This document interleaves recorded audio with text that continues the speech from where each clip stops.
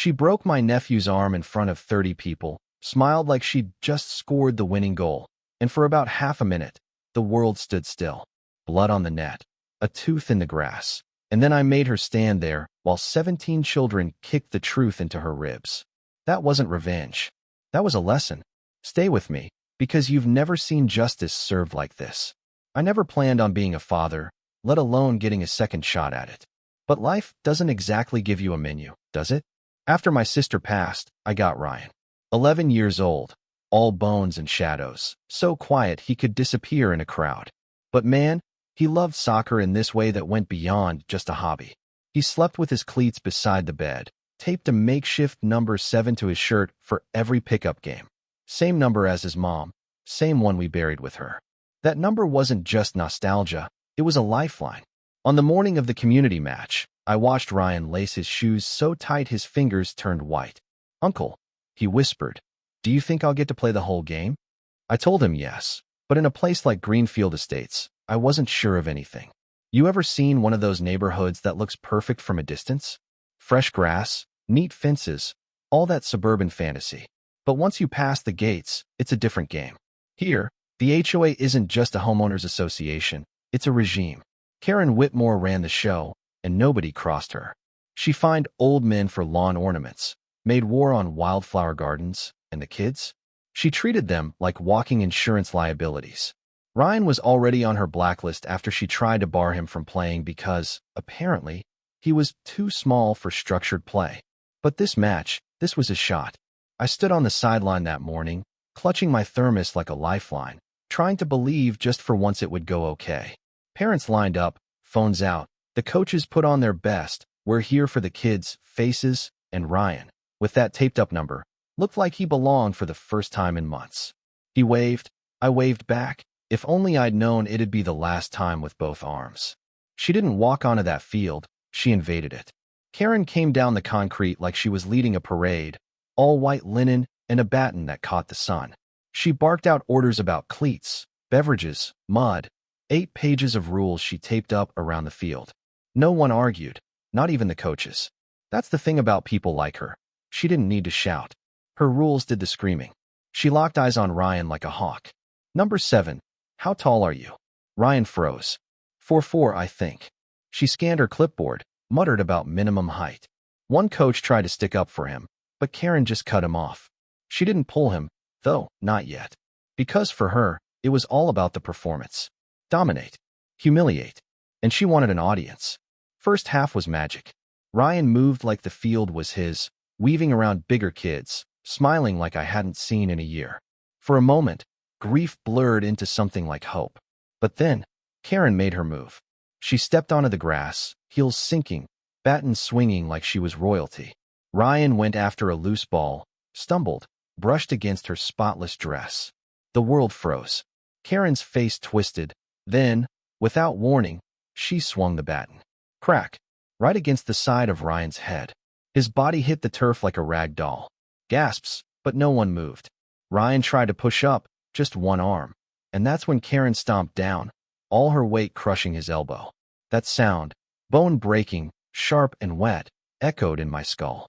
Ryan screamed, the kind of scream you feel in your teeth. Karen dusted off her dress, looked at the parents, and said, "Let that be a lesson. Boundaries matter." She pulled out her phone and went live on Facebook. This is what happens when kids don't respect authority. She smiled, actually smiled, as my nephew lay there, crying, his arm mangled.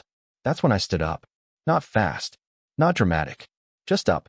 And the silence felt dangerous, electric. Every eye turned to me, but no one tried to stop me. Karen ordered me off the field, waved her baton like a wand. I just walked.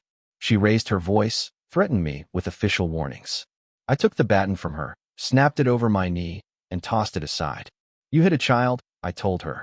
"You don't get to walk away." She tried to backpedal, call for help. I grabbed her collar, pulled her down until we were nose to nose, and said, "You want to play queen? Then bow to the crown." I shoved her face first into the turf. Nobody moved. Not a parent, not a coach. She threatened lawsuits, arrests, eviction. I dragged her by the hair past everyone. Parents, kids, benches.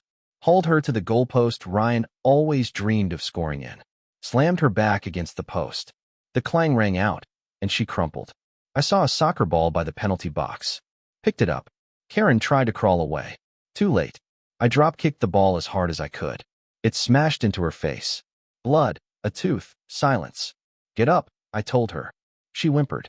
You like rules? Here's one. You don't hurt kids. Not ever. For the first time, I wasn't alone. The crowd wasn't just watching, they were awake. I made Karen stand at the goal. You tried to crush these kids, I said. Now let them have their turn. I lined up 17 children. Each got a ball. Each got one shot. The first was a little boy Karen had once barred for asthma. He hit her thigh. Next, a girl whose lemonade stand Karen had destroyed. Her ball smashed into Karen's shin. Shot after shot, memory after memory. Every child she'd hurt got to answer back. No more hiding. No more rules to hide behind. Even Ryan, arm in a sling, took his turn. He kicked the ball straight into her face. The field was silent. No cheering, no clapping. Just the kind of silence that marks an ending.